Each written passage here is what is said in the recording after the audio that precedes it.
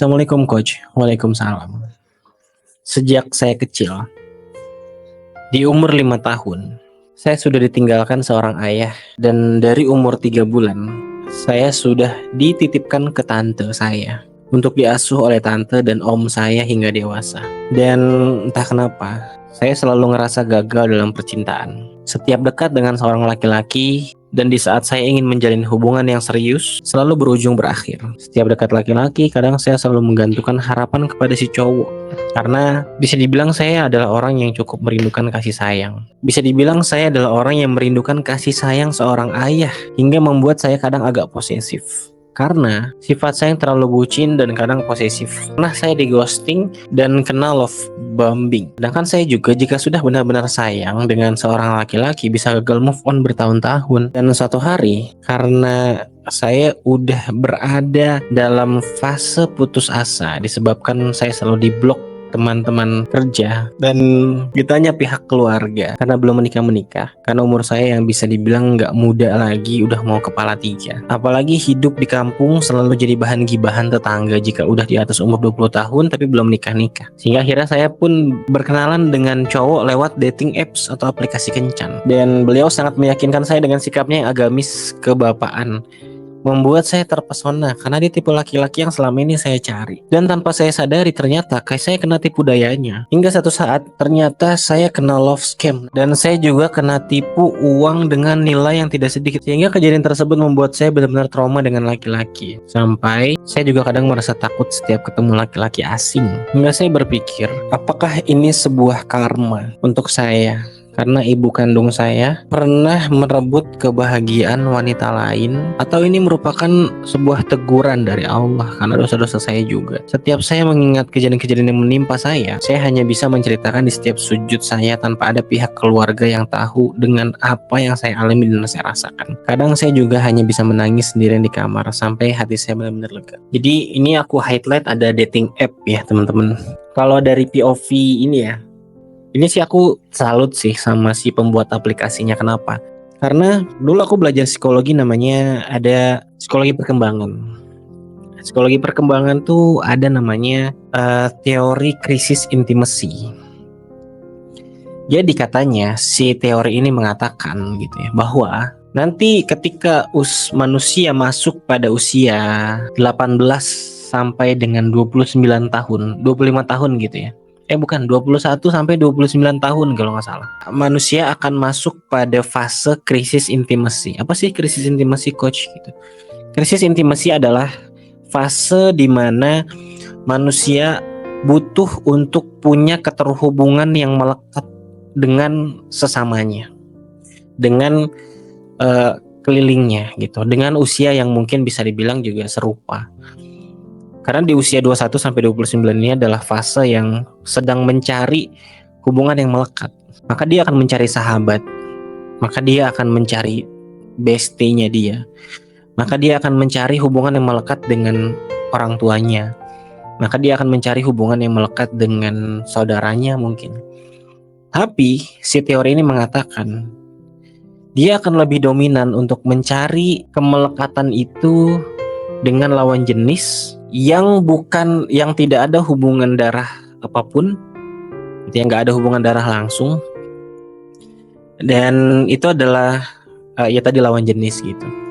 Jadi kayak yang aku mau baca gitu ya dari POV business ownernya si Line mungkin ya gitu, si Tinder dan Tantan itu, dia membaca krisis itu sehingga akhirnya membuat relasi itu semudah itu gitu. Jadi kayak untuk memberi makan krisis intimacy itu semudah genggaman tangan.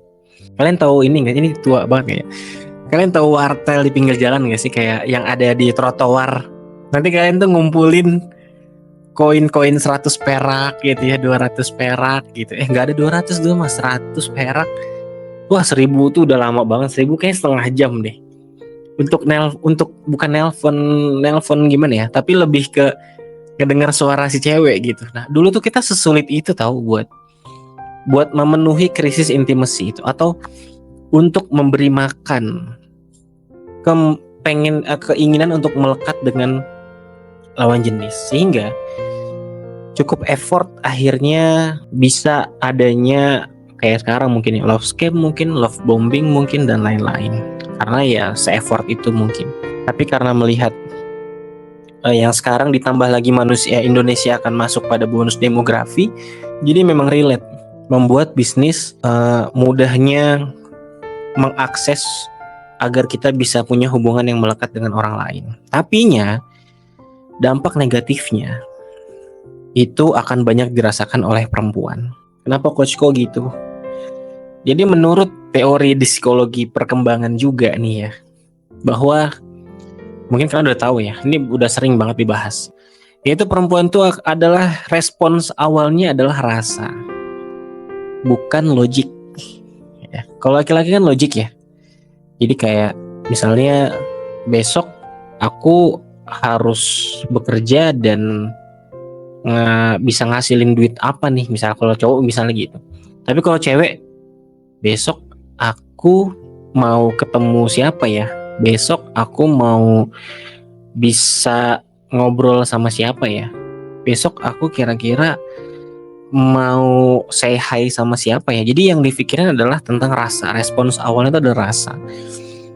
Nah karena perempuan respons awal ada rasa, ditambah lagi aplikasi kencan di dating apps ini, itu akhirnya ketemulah nih antara perempuan yang mudah rasanya lebih dominan ditambah lagi dating apps yang sangat mudah diakses, sehingga akhirnya makin jadi bola yang makin blunder gitu. Dan itu aku sih saran banget buat perempuan kayak careful banget lah gitu.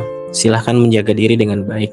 Kan di era sekarang kita udah ngelihat gimana perempuan juga lebih banyak daripada laki-laki. Dimana akhirnya perempuan banyak yang butuh akhirnya sosok dengan laki-laki, tapi laki-lakinya pun juga krisis leadership gitu. Aku waktu itu pernah ngobrol sama salah satu coach di Forest Camp juga gitu ya, namanya Coach Adnan. Dan akhirnya kita riset gitu bahwa ternyata laki-laki di fase sekarang itu adalah laki-laki yang banyaknya krisis leadership. Apa sih krisis leadership? Krisis leadership itu adalah krisis mengambil keputusan, making decision. Krisis untuk berpikir kritis. Krisis untuk akhirnya mengambil sikap. Krisis untuk akhirnya berani mengemukakan pendapatnya. Nah, itu krisis itu sekarang laki-laki gitu. Jadi udah mah ini kayak blunder banget nih. Udah mah perempuannya makin banyak, udah mah perempuan dominannya rasa gitu ya. Terus kemudian ketemu sama fase dimana laki-laki yang juga krisis leadership, terus juga nggak bisa mengambil sikap kebanyakannya gitu ya. Akhirnya ditambah lagi dengan adanya dating apps yang akhirnya ya bisa dibilang dalam tanda kutip ya, laki-laki banyak diuntungkan gitu. Ya aku POV dari laki-laki, mungkin buat perempuan silakan menjaga diri dengan baik. Oke? Karena apalagi ketika kita dating apps, kita nggak tahu latar belakang si cowok itu kayak gimana gitu ya. Jadi sebisa mungkin kalau kita ketemu sama cowok dating apps itu benar-benar kayak kita tahu banget nih dia tuh orangnya tuh gimana. Benar-benar dilihat temennya siapa gitu ya. Kan kalau kita pengen ngelihat karakter seseorang, lihatlah dari sahabatnya. Bahkan itu bisa berdampak terhadap kesamaan dalam kalau perempuan ya, bahkan sampai tanggal haidnya pun bisa jadi sama ketika sebesti itu, karena akan berdampak secara psikologis gitu, secara karakter, perilaku, psikologis, pemikiran, mindset dan lain itu akan serupa. Terima kasih udah ikut cerita sama kita. Semoga Allah berikan jalan keluar dari arah yang tidak terduga-duga. Semangat semuanya, sampai ketemu di Bagi Cerita Senin depan. Thank you. Assalamualaikum warahmatullahi wabarakatuh.